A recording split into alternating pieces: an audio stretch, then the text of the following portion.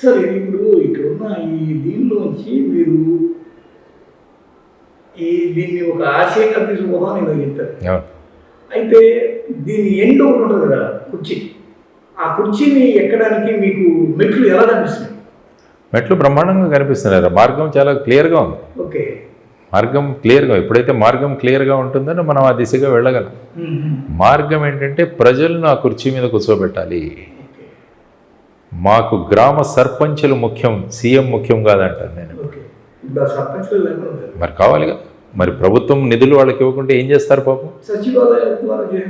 చేస్తున్నారు. సర్పంచ్ ఈ local representative. మనం 73, 74 రాజ్యాంగ సవరణ ఎందుకు తెచ్చుకున్నాం? లోకల్ సెల్ఫ్ గవర్నమెంట్ తీసుకురావడానికి, స్థానిక స్వపరిపాలన తీసుకురావడానికి మనం తీసుకొచ్చాం.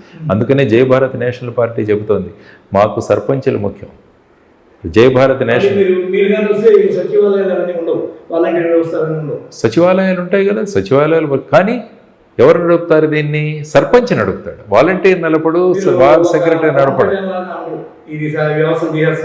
వ్యవస్థను ఎలా పని చేయించాలన్నది గుర్రం మీద కూర్చునే రౌతు మీద ఆధారపడి ఉంటుంది. గుర్రం ఎలా అవుతుంది? The reign should be in your hand. ఆ రీన్స్ మన చేతిలో ఉంటే మనం గుర్రాన్ని ఎలా నడిపించాలో నడిపించవచ్చు. కాబట్టి సర్పంచ్ ప్రతి గ్రామానికి 1 నుంచి 2 కోట్ల రూపాయలు మేము ప్రామిస్ చేస్తాం ఖచ్చితంగా జై భారత్ నేషనల్ పార్టీ వస్తే. ఆ విధంగా డెవలప్ చేస్తాం. గ్రామాలు బాగుండాలి, గ్రామాలు బ్రహ్మాండంగా తయారవ్వాలి. పవర్ కాన్సన్ట్రేషన్ ఇప్పుడు అంతా జరుగుతున్నది ఏంటంటే మన రాష్ట్రంలో సెంట్రలైజేషన్. ప్రతిదీ సీఎం గురించే మాట్లాడతారు, ప్రతి విషయము సీఎం. ఇది ఉండకూడదు ప్రజాస్వామ్యం.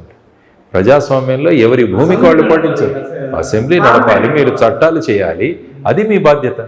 మీ స్థానిక స్వపరిపాలన ఎక్కడైతే ఉంది, మున్సిపాలిటీస్ ఉన్నాయి, కార్పొరేషన్లు ఉన్నాయి, గ్రామ సర్పంచ్లు ఉన్నాయి, వీళ్లకు ఫండ్స్ ఇవ్వండి. మన రాజ్యాంగ స్ఫూర్తి ఏంటంటే అసెంబ్లీని అక్కడ ఉన్న సభ్యులు నడపాలి, సీఎం గారు. పార్లమెంట్ని పిఎం గారు, పార్లమెంట్ సభ్యులు, ఎంపీలు నడపాలి దేశాన్ని.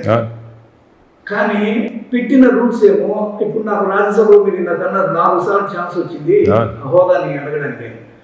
మరి నాకు ఆ రాజ్యసభలో అక్కడ జనం లేకపోతే నేనేం చేయాలి? అందరూ నా వాళ్ళు అయిపోయి ఉండాలన్న కోరికలు కలెక్ట్ చేస్తే కూడా ఇదే రాజ్యాంగము, ఇదే రూల్ కదా.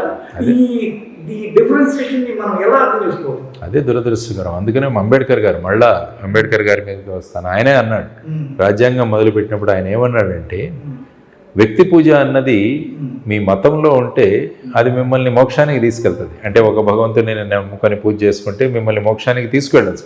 కానీ రాజకీయాల్లో వ్యక్తి పూజ ఎప్పుడైతే వస్తుందో అది అరాచకానికి దారితీస్తుందన్న.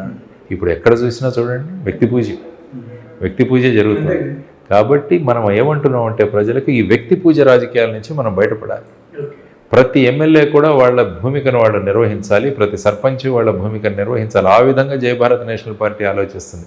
It will not revolve. CM అంటే జై భారత్ నేషనల్ పార్టీలో చేంజ్ మేకర్, చీఫ్ మినిస్టర్ కాదు, చేంజ్ మేకర్, మార్పు తీసుకొచ్చే ఒక వ్యక్తి.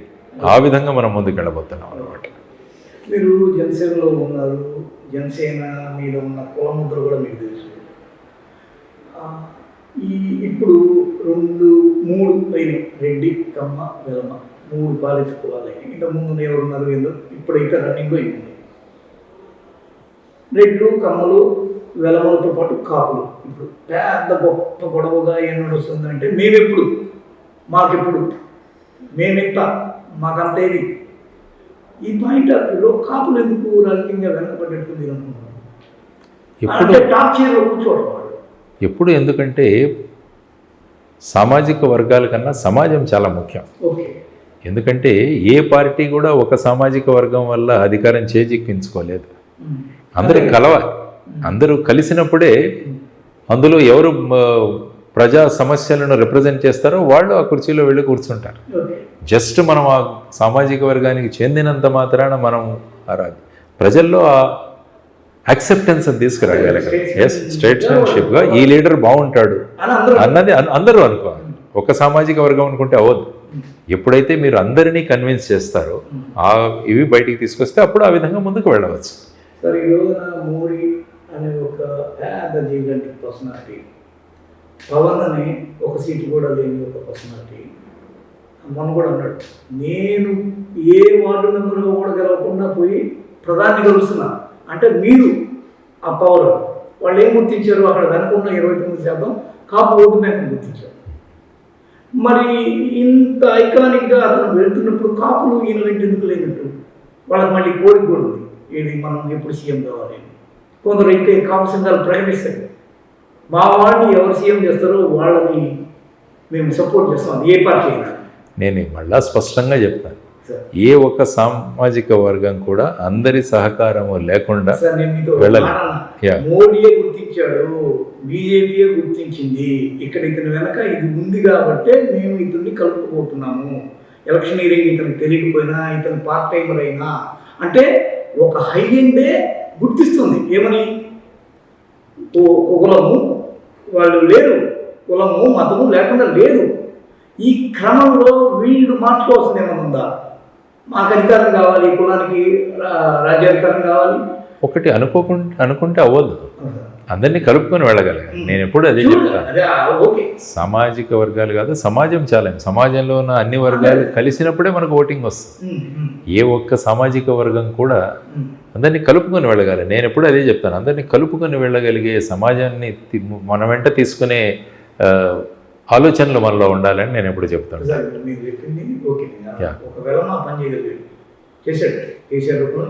అంటే అతను ఆ క్యాస్ట్ అన్నది మనము యాక్సిడెంటల్గా సామాజిక వర్గంలో పుడతాం. దానివల్ల ఆ సామాజిక వర్గంలో పుట్టినందువల్ల క్వాలిటీస్ నేను ఎలా మిగతా అందరినీ కన్విన్స్ చేస్తున్నానన్న కెపాసిటీ నా మీద ఉంటుంది. ఒక రెడ్డి పని చేశాడు, ఒక కమ్మ పని చేశాడు, ఒక కాపు చేయలేకపోతున్నాడు. మళ్ళీ కాపుని ఒకసారి చూస్తే అసలు సినిమా రంగానికి అర్జుడు వాళ్ళే, పెద్ద పెరియారు, పెద్ద ఒక సామాజిక విప్లవకారు వాళ్ళు, వీళ్ళు లిస్టు చూస్తే పూలే వీళ్ళు ఎంత పొడుగు కనిపిస్తుంది. ఈ రోజుకి ఈ ఆంధ్రప్రదేశ్ మరి ముఖ్యంగా ఈ 2 తెలుగు రాష్ట్రాల్లో కాపులకి బలమైన ఓటు బ్యాంక్ ఉంది. వాళ్ళు అక్కడ దాకా వెళ్ళలేకపోతున్నారు. దానిలో వీక్నెస్ చూద్దాం, ఇది డేస్ టు కమ్ అవుతుందేమో ఆలోచిద్దాం, గమనిద్దాం. ఏమి ఇవి ఫైనల్ ఎలక్షన్స్ ఏమి కావు కదా, రాష్ట్రానికి ఇంకా ఉన్నాయి. ఈ ప్రతి 5 సంవత్సరాలకి ఎన్నికలు జరుగుతాయి. మనం ఇన్నేళ్ల పాటు ఇప్పుడు కాపు సంఘాలు బయట కట్ చేయడానికి కూర్చొని అనుకోవాలి డస్కుల్లో. వాళ్ళు ఏమంటారంటే ఎన్నేళ్ళు ఉప ముఖ్యమంత్రి వరకు 24 గంటలు అంతేనా, మనం ఎప్పుడు ముఖ్యమంత్రి? కాపు సంఘాలు మీరు ఇచ్చే ఏంటి కంక్లూజన్ ఏంటి సార్? రాబోయే కాలంలో నాయకత్వం ఎలా ఉంటుందో, రాబోయే కాలంలో ఏ విధంగా మారుతుందో చూద్దాం. దాంట్లో కూడా సార్ ఏమన్నా ఒక రకంగా చెప్పాలంటే సార్, మేము ఎక్కువ డీటెయిల్గా కొన్ని విషయాల్లో స్ట్రెస్ చేసి మిమ్మల్ని అడిగే ప్రయత్నం చేస్తున్నాం ఏమనుకోవద్దు. ఈ యాటిట్యూడ్లో ఏమన్నా ప్రాబ్లమ్స్ ఉన్నాయా? ఇప్పుడు రెడ్డి వాళ్ళ యాటిట్యూడ్, ఇప్పుడు డైరెక్ట్గా రేవంత్ రెడ్డి చెప్పాడు, రెడ్డి అనేవాడు సీఎం అవ్వడానికే పుట్టాడు చెప్పాడు సార్.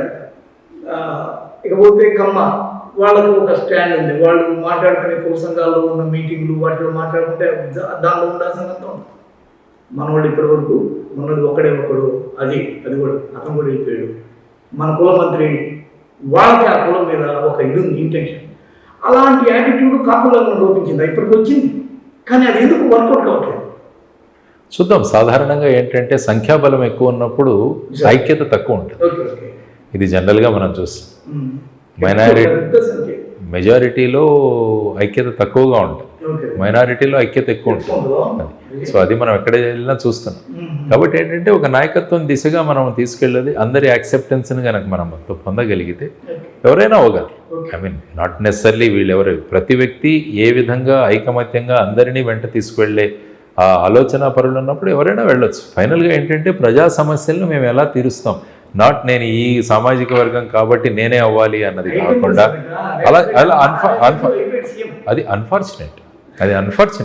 జగన్ రెడ్డి కూడా తను పర్సనల్గా తీసుకున్నాడు కాబట్టి కష్టాలు పడి వాళ్ళ అయితే వద్దయ్యా బాబు, నేను జైల్లో పెట్టే రాజకీయం ఎందుకయ్యా బాబు, రా వెళ్ళిపోదాం పాట, రేపు నేను మా నాన్న తర్వాత అంత పెద్ద నెయ్యి చూపిస్తా అని పర్సనల్ తీసుకున్నాడు. మేబీ పర్సనల్ డిటర్మినేషన్స్ వేరే విషయం, కానీ చంద్రబాబు అనేవాడు పర్సనల్ తీసుకున్నాడు. అంటే ఏమవుతుందంటే ఇంకా ఈ రాజకీయాలే ప్రొఫెషన్ అయినప్పుడు అల్టిమేట్గా ఆ కుర్చీ ఎలాగైనా కూర్చోవాలన్న దీంట్లో ఉంటుంది. సో ఆ విధంగా ముఖ్యంగా నేను చెప్పాను, ఈ రాష్ట్రంలో 2 కుటుంబాలు దీన్ని తీసుకురావాలన్న కాన్సెప్ట్కి వచ్చింది కాబట్టి దీన్ని బ్రేక్ చేయాలి. దాన్ని బ్రేక్ చేయాలంటే ప్రజల ఆలోచనలు మార్చాలి. సో ఆలోచనలు మార్చే దిశగానే జై భారత్ నేషనల్ పార్టీ ప్రయాణం ఉండబోతుంది ముందు. అంతే కదా సార్. కానీ అన్ఫార్చునేట్గా చైర్ అంటున్నాము, అయిపోయింది అంతే. కానీ చైర్లో కూర్చున్నప్పుడు మన ఇంటెన్షన్స్ సరిగా ఉంటే బ్రహ్మాండమైన మార్పులు తీసుకురావచ్చు. ఎస్, అల్టిమేట్గా ఎలక్టోరల్ పాలిటిక్స్లో chair and position is very important. కానీ మీమ్స్ ఆర్ ఆల్సో ఇంపార్టెంట్. ఆ చైర్ని మనం ఏ విధంగా కూర్చుంటున్నాము, 40 కోట్లు పెట్టి 100 కోట్లు పెట్టి ఆ చైర్ చేరుతున్నామా, ప్రజల్లో మార్పు తెచ్చి ఆ చైర్ దగ్గరికి తీసుకెళ్తున్నామా, అది మన మీద ఆధారపడి ఉంటుంది.